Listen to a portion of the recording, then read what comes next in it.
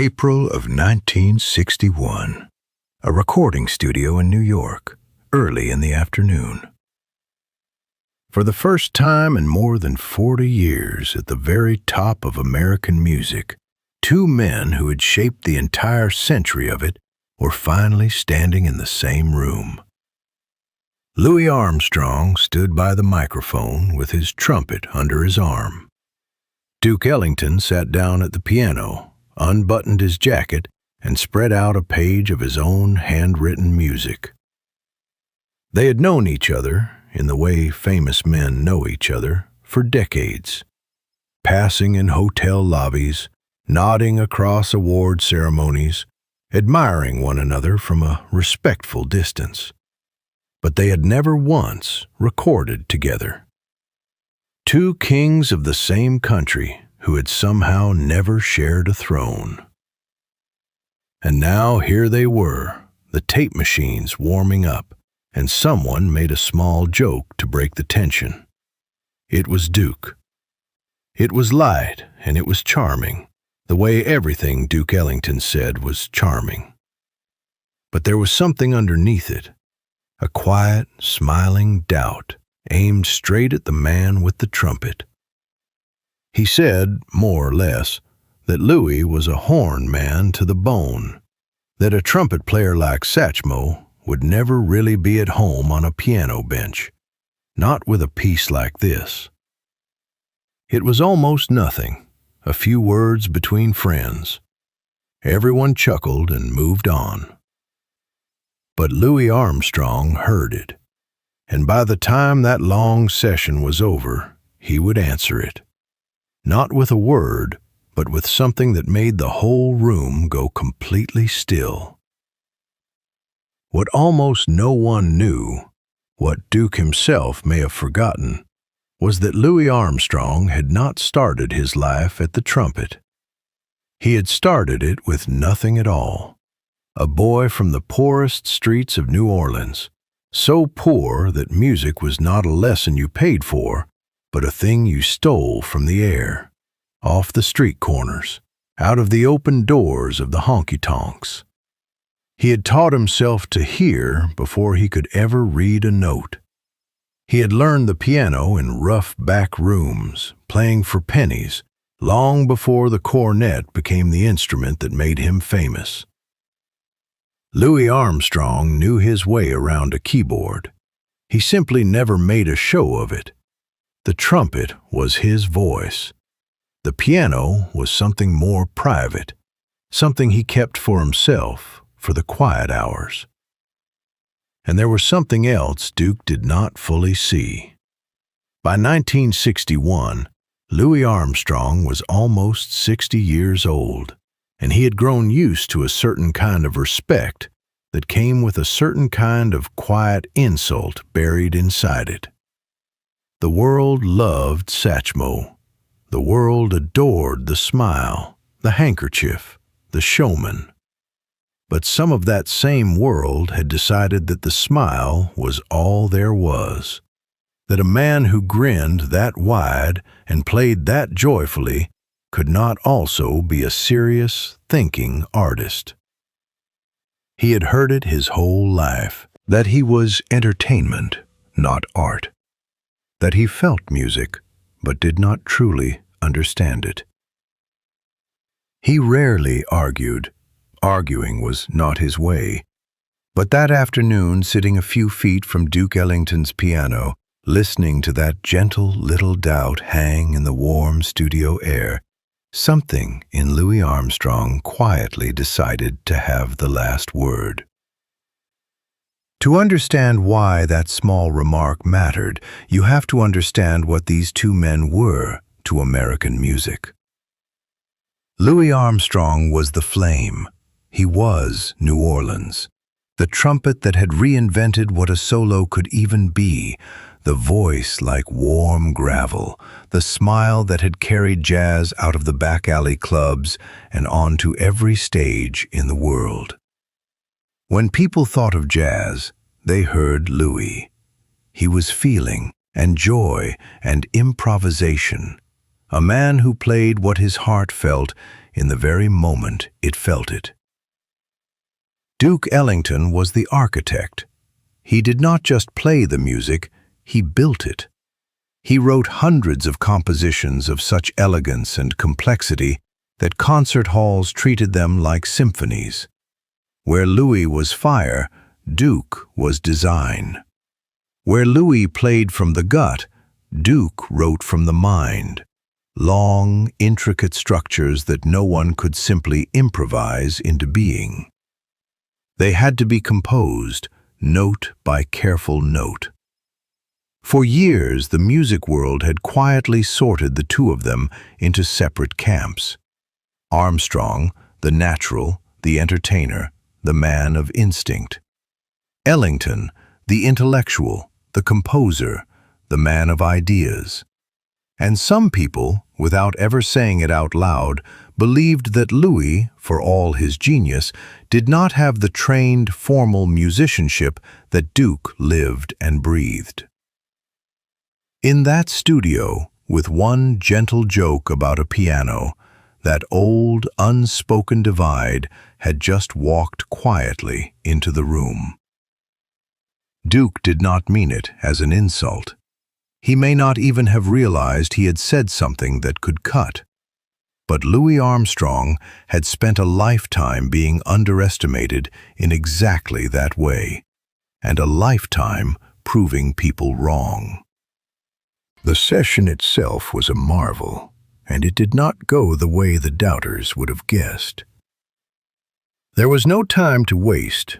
These things were done fast in those days, sometimes an entire album in a single long day.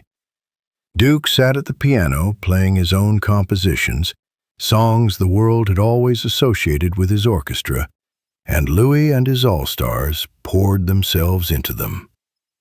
And something extraordinary happened almost at once. The fire and the architecture did not fight each other. They fit. Louis Armstrong took Duke Ellington's carefully written melodies and breathed a life into them that even Duke had never heard.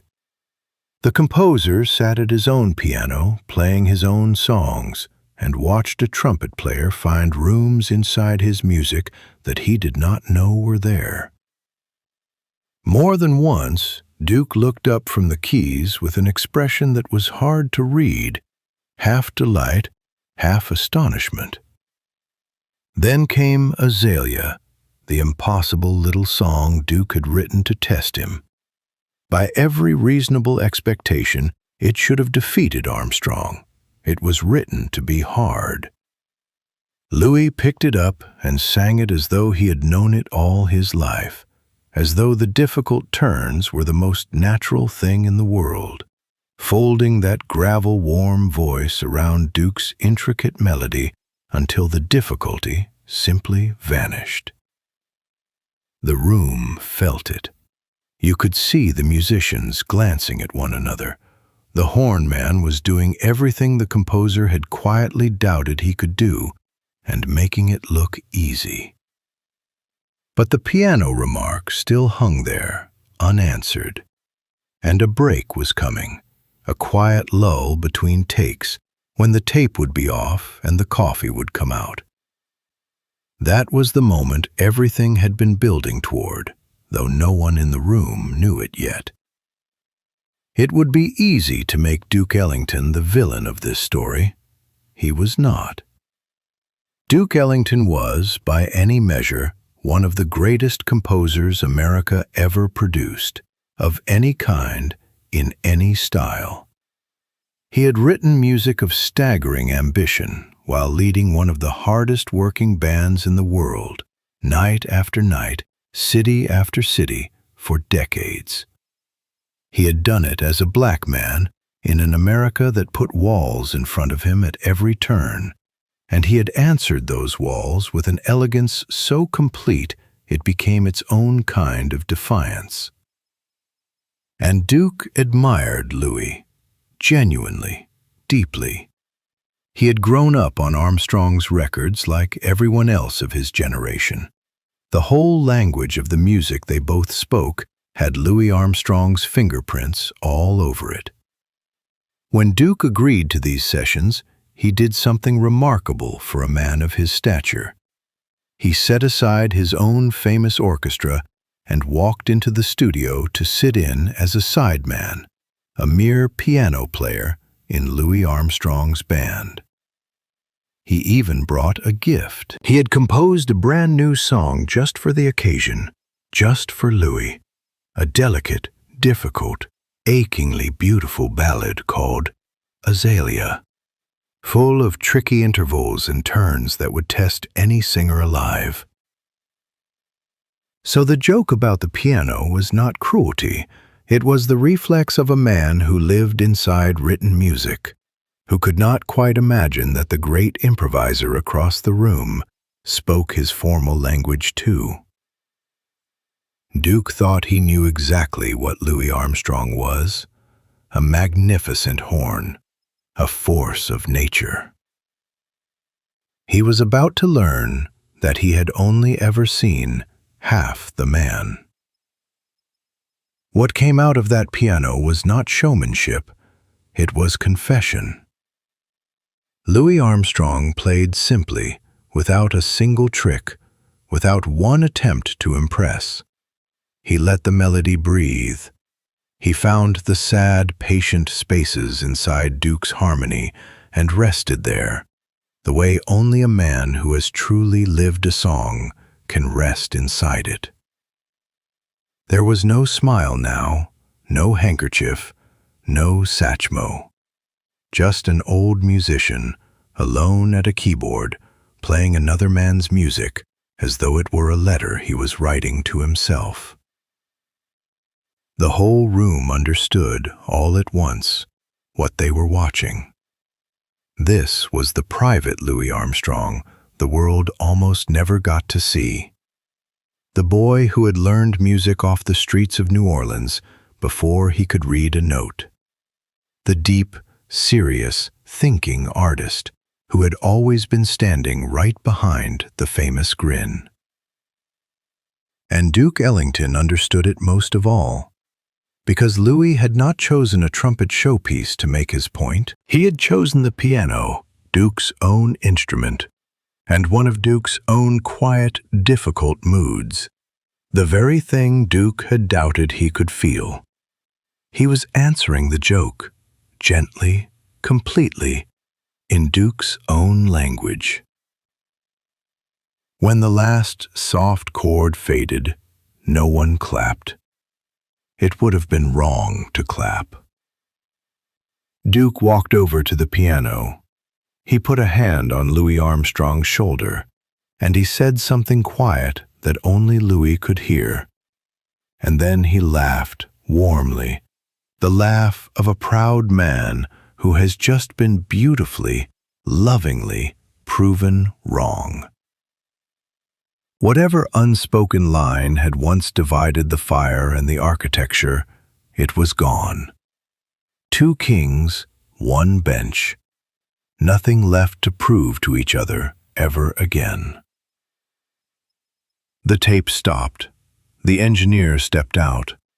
The musicians drifted toward the back of the studio, loosening ties, lighting cigarettes, laughing softly among themselves. And in that ordinary lull, Louis Armstrong set down his trumpet. He did not announce anything. He simply walked slowly across the studio floor to the piano Duke Ellington had just been playing, and he sat down on the bench. A few of the men noticed and went quiet. Duke, across the room with a cup of coffee in his hand, turned to watch, a small, curious smile beginning at the corner of his mouth.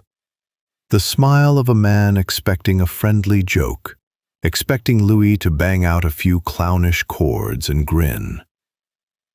That was not what happened. Louis Armstrong rested his scarred, powerful hands, the hands that had gripped a trumpet for 50 years, gently on the keys. He looked at them for a moment, and then, without a single word, he began to play. Not a trumpet player's clumsy stab at a keyboard, not a joke. He began to play softly, carefully, with real touch. One of Duke Ellington's own tender ballads, the kind of quiet interior piece Duke had all but said a hornman like Satchmo could never truly understand. The laughter at the back of the room stopped. The cigarettes hung forgotten in the smoke. And Duke Ellington, standing there with his coffee slowly going cold in his hand, quietly set the cup down. The album they made in those 2 days became one of the treasures of American music. Two giants who had waited their whole lives to play together, finally in one room, finally in one sound. But the moment at the piano was never on any record. It happened in a break, with the tape switched off, witnessed only by the handful of men who happened to be in the studio that afternoon. It was never released, never sold, never played on the radio. It exists now only in the memory of the people who were there, and in the story they carried out of that room for the rest of their lives. Duke Ellington and Louis Armstrong would remain friends until the end. When Louis died in 1971, Duke grieved him as one grieves a brother in arms, one of the last of the men who had built the whole thing from the ground up. And maybe that quiet, unrecorded moment says more about Louis Armstrong than any of his famous solos ever could. The world had spent decades deciding what he was: the entertainer, the smile, the natural, the man of instinct and not of thought. It had put him in a box and closed the lid, and Louis Armstrong had mostly let it, because he had nothing to prove to a world that had already made up its mind. But that afternoon, for one man he respected above almost all others, he opened the lid himself. He sat down at the piano and showed Duke Ellington the rest of who he was.